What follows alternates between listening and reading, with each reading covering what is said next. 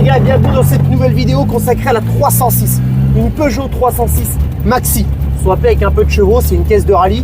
On fait le tour ensemble, on la découpe et on se pose le kit carrosserie intégral. Le but, c'est d'en faire une Peugeot 306 Maxi. Donc le kit carrosserie large, exactement la même que Sébastien Loeb. Les ailes avant, les ailes arrière, les bas de caisse, pare-choc avant, pare-choc arrière. On va remplacer le capot et le coffre. On va supprimer l'aileron qui a été fixé sur le coffre et nous on va le fixer, qui a été fixé sur le toit. Nous on va le fixer sur le coffre. Les rétros, ça va changer et on va la peindre blanc brillant direct. Le but, c'est d'avoir un fond uni pour pouvoir venir y poser un covering intégral. En ce qui concerne les trains roulants pour une 306 Maxi, on va pas mettre de cale. Il y aura une modification des trains intégrale, les triangles, les jambes de force, tout ce qu'on peut modifier et le remplacement du train arrière pour avoir un train beaucoup plus large et pour pas mettre des cales, pour élargir les voies, pour venir s'accorder avec le kit large. 306 Maxi, dans l'idée, c'est quoi? Deux ailes avant, deux bas de caisse, deux ailes arrière, un pare-choc arrière et un pare-choc avant.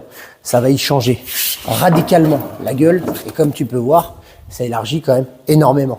Pour ce qui est des ailes avant, et je vais te dire, entre guillemets, ça reste du plug and play, c'est-à-dire qu'on va démonter les ailes avant et on va venir poser les nouvelles ailes avant en fibre.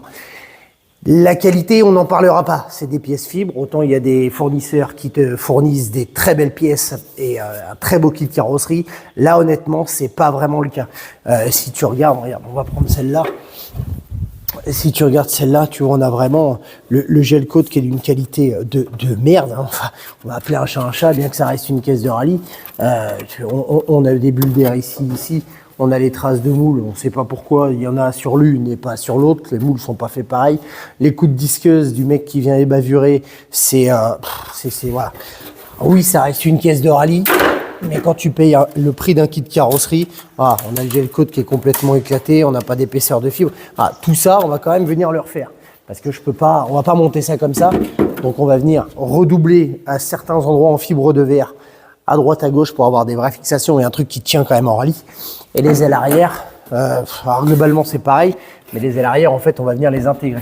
Et ce qui fait qu'au final on va se retrouver avec des ailes arrière qui vont être beaucoup plus larges. Et un truc qui est assez violent. Alors finalement par rapport aux extensions que eux ils avaient été posées, on va venir à peu près, il y a 7 cm, elles font 5, donc ça va venir légèrement plus. Ça va pas changer drastiquement, mais c'est vraiment le look de la voiture générale. En termes de train roulant, ça va rester sensiblement pareil, mais en termes de look général de la voiture, ça va extrêmement changer la caisse. Et c'est sympa. Bon, une 306 Maxi, c'est une caisse, j'en ai rêvé étant jeune parce que je les voyais tourner. Aujourd'hui, quand tu vois Sébastien Loeb qui refait des choses très particulières avec une 306 Maxi, ça permet qu'on continue de rêver avec des mecs comme ça. Et aujourd'hui, c'est ce qu'on monte à l'atelier. Alors, ils avaient déjà coupé forcément. Derrière, honnêtement, la 306 par rapport à la 205, ça va être plus simple parce qu'en fait, le passage de roue monte beaucoup plus haut, ce qui fait qu'en fait, je vais venir couper vraiment la partie aile extérieure avec le passage de roue intérieur, et ce qui fait qu'on va énormément gagner de temps par rapport à la 205 où en fait, on avait un passage de, vu qu'on est monté très haut et que le passage de roue était très bas, il a fallu le remonter intégralement pour souder. Et là, c'est vachement plus simple sur la 306, on va gagner énormément de temps. On a posé l'autre côté à blanc, histoire de te montrer un petit peu la taille du truc. Si tu regardes de devant, c'est très large, très énervé. Alors les jantes font totalement ridicule, il va falloir mettre un truc beaucoup plus gros. Et ce qu'on se doutait forcément dans le kit carrosserie, c'est que les ajustements et les jours, mais ça je l'avais vu sur la qualité du kit carrosserie, c'est nul à chier. Mais quand je te dis nul à chier, alors oui, ça reste une caisse de rallye, mais encore une fois, je veux pas faire de la merde. Donc là, on a vraiment des jours qui sont dégueulasses. Donc je vais venir vraiment reprendre la totalité des jours. Oui, ça reste une caisse de rallye, mais je m'en fous. L'aile arrière, on est venu vraiment la poser très rapidement parce que j'ai pas préparé rien. Je vais devoir tout couper. J'ai même pas encore enlevé le pare-choc arrière. Et tu sais ce que c'est quand tu commences à faire des projets comme ça, c'est plus fort que toi. Tu as vraiment envie de voir ce qu'on va faire, ce qu'on est en train de faire. Et tu vois, l'aile arrière, ils sont venus la découper. Et il va falloir qu'on gagne encore de 2 cm sur la partie haute. Globalement, on va chercher un peu plus haut. Et par contre, il faut qu'on aille chercher jusqu'en bas du bas de caisse. Parce qu'elle est vraiment arrondie tout du long. Donc là, je vais la tracer pour venir découper l'intégralité. On va virer le pare-choc arrière, on va découper la doublure. Et on va ressouder intérieur-extérieur. On va protéger, traiter, apprêter et mettre en blackson. Et après, on viendra poser définitivement l'aile arrière en grattant toutes les portées. Et en venant l'intégrer à la caisse. Forcément, on va pas laisser ça comme ça. C'est pas du travail, mais nous, on va venir l'intégrer à la caisse. Je fais un truc qui est pas spécialement joli, en vrai, la qualité du kit carrosserie est plus que médiocre. Tu vois, on a des bulles d'air dans le gel coat, vraiment quasiment partout. On a des jours qui sont, c'est même pas approximatif, c'est clairement dégueulasse. Ça, c'est plutôt la merde. Ça, c'est vraiment la merde. Autant finalement, tu sais, quand tu achètes un kit carrosserie et que tu te dis les ailes arrière, c'est là où tu as le plus de boulot, en vrai, parce qu'il faut les intégrer à la caisse, faut modifier la caisse de base, faut découper les passages de roue, faut recréer des passages de roue pour essayer d'avoir, je vais pas dire un garde-boue, mais recréer un passage de roue pour que la merde ne rentre pas et qu'on ait pas ce jour entre le kit carrosserie qu'on apporte et l'aile arrière. Et c'est là où tu te dis que finalement, il y a le plus de travail. Eh ben non. Non, finalement, là, un kit carrosserie comme ça, là où tu as le plus de travail, c'est vraiment, finalement, le bloc avant. Le bloc avant pour les ajustements du pare-choc et des ailes avant avec le capot, c'est une catastrophe. L'aile d'origine et l'aile du kit carrosserie qu'on apporte, il faut venir créer un passage de roue. On ne peut pas laisser ça. Je veux dire, les mecs qui laissent ça comme ça, c'est ignoble. C'est pour pas dire vraiment dégueulasse. Donc je vais venir recréer, à la différence de la 205, c'est que la 205, en fait, on a un kit carrosserie qui est nettement de meilleure qualité, bien qu'il ait été complètement matraqué à la pose et à la repose. Il a été posé 2 fois. Il a été matraqué et très mal posé. Le kit carrosserie était quand même de bonne facture, tandis que ça, c'est de la merde. Le kit carrosserie, c'est vraiment de la merde.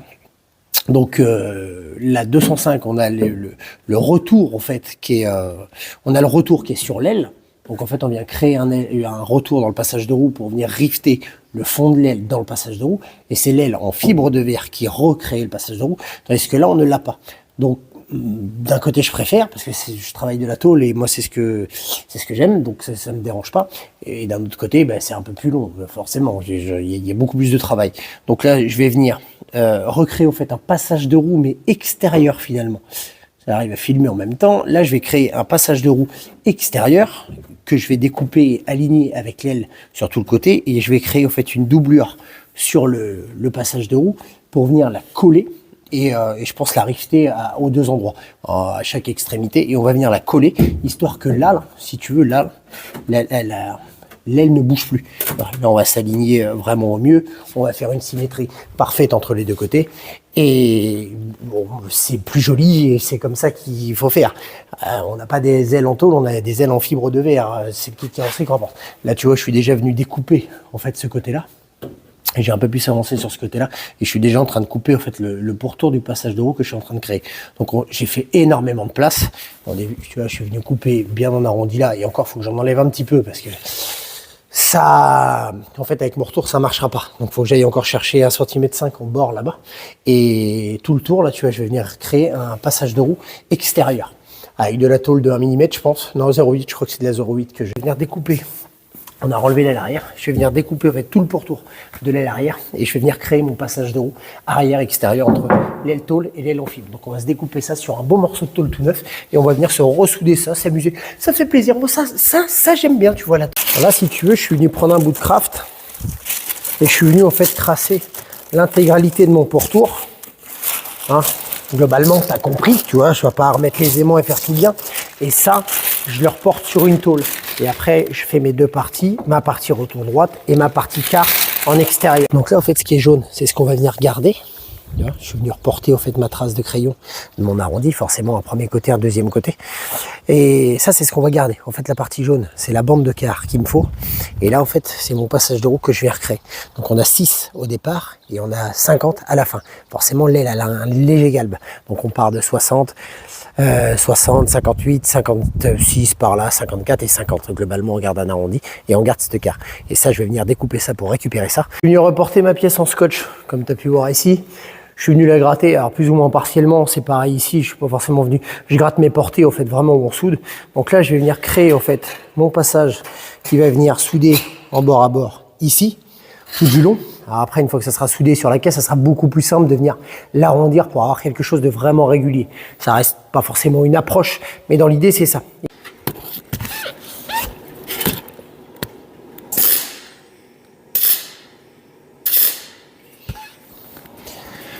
Tac, on va y remettre un en bout.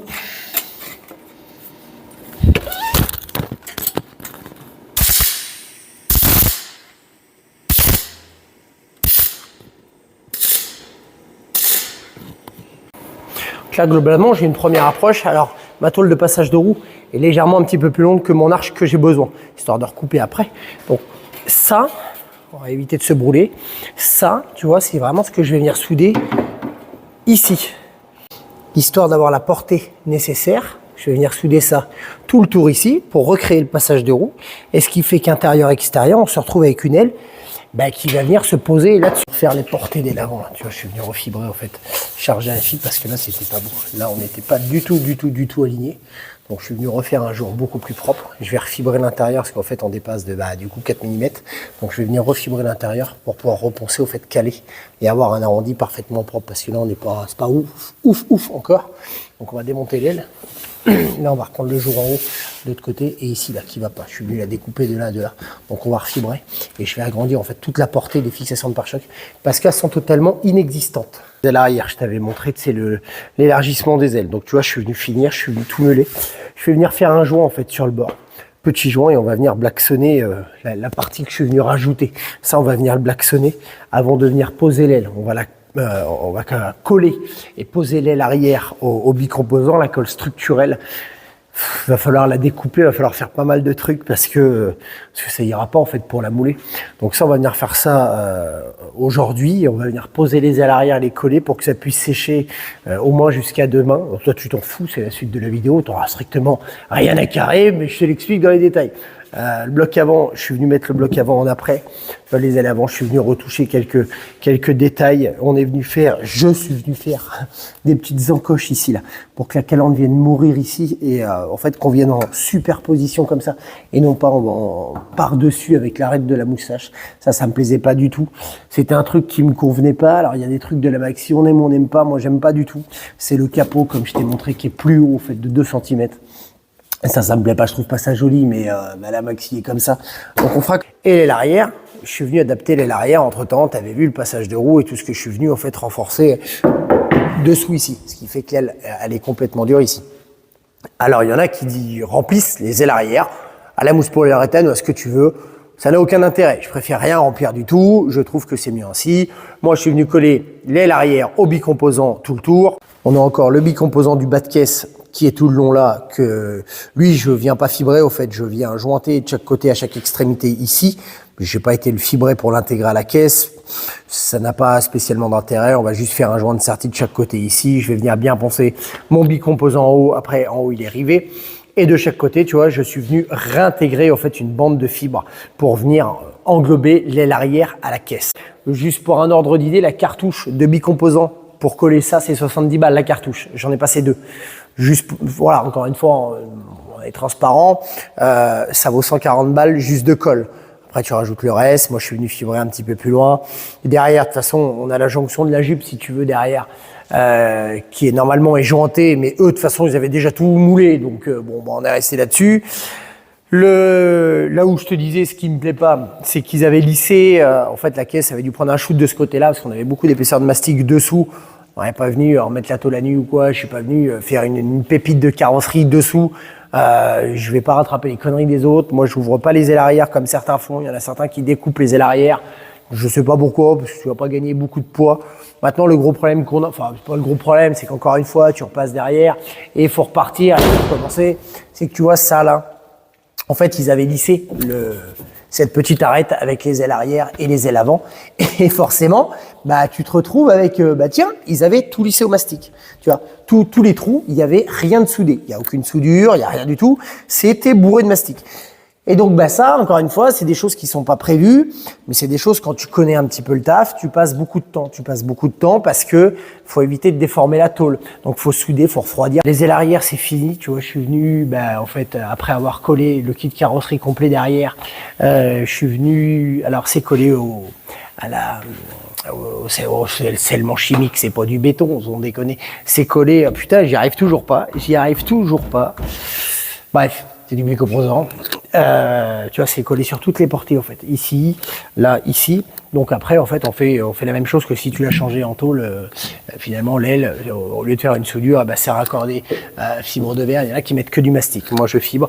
Dans l'idée, en fait, pour l'avoir déjà fait, dans l'idée, il aurait fallu faire une coquille, tu vois, complète pour, en fait, comme si tu avais une aile arrière et une coquille complète. C'est comme ça que ça bouge le moins. Mais bon, voilà, ça reste une voiture de piste, ça reste un putain de délire. Ça reste une voiture qui va aller se taper la bourre avec d'autres et c'est un jouet. C'est un jouet et c'est bon, voilà, globalement, c'est très marrant. L'arrière, je suis venu reposer les deux feux arrière. Tu vois que ça la gonfle quand même plutôt pas mal. Et, des portes, des trous de baguette, on va virer tout ça à la soudure. On va pas charger au mastic comme eux ils ont fait parce que ça se fait pas quoi. En autant il y a des trucs comme les ailes en fibre. Ça se fait pas, mais t'as pas vraiment le choix en fait. Si tu poses un kit carrosserie fibre comme là, t'as pas vraiment le choix. Les mecs ils le vendent, donc faut bien réussir à l'adapter. Sinon faut mettre des ailes tôles et c'est hors de prix, c'est numéroté. Enfin c'est pas aussi simple que ça de les avoir. Ou alors faut les recréer. Encore une aile de 306 Maxi, c'est pas ce qui est le plus compliqué à créer. Mais si tu veux, je vais pas passer 200 heures sur des ailes arrière avec des passages de roues pour une caisse qui va sur la piste pour aller arsouiller puis faire un petit peu le mongol. C'était pas le but. Enfin bon, moi je te remercie d'avoir suivi cette vidéo de la 306 Maxi. Je vais pas tout faire en une vidéo. Je trouve que c'est des vidéos qui sont beaucoup trop longues après et c'est des vidéos interminables. Donc dans le prochain épisode, on va mettre le pare-choc avant, le pare-choc arrière, les ailes arrière, les bas de caisse en après. Le coffre, non pas le coffre, il n'y a pas besoin du coffre. Enfin bref, on va mettre tout ça en après, on va se la charger, on va emmener ça en cabine de peinture pour pouvoir peindre ça. Alors oui, c'est une voiture qui va avoir un covering au final, qui va avoir un covering intégral sur la caisse. Mais on va la mettre en blanc brillant direct pour avoir un fond uni. On va pas faire que de l'après dessous, donc on va faire un blanc brillant direct partout dessous et elle partira en covering pour faire un truc c'est délire, mais un truc que tu connais plutôt bien. Donc voilà, dans les grandes lignes. Moi, je te remercie d'avoir suivi cette petite vidéo, enfin petite plutôt grande. On parlera de ça aussi très prochainement. Je vais te parler de ça. De la DIMA, il y a quand même beaucoup de choses qui avancent. Ma table, ça avance aussi. Alors ça avance pas aussi bien que il y a des trucs, des jours, tu te demandes dans quoi tu t'es lancé. Enfin bon, moi je te remercie d'avoir suivi la petite vidéo. Tu peux me retrouver sur tous les réseaux sociaux qui existent parce que finalement, je suis comme tout le monde, je suis partout. Et puis voilà. Allez, je la bise.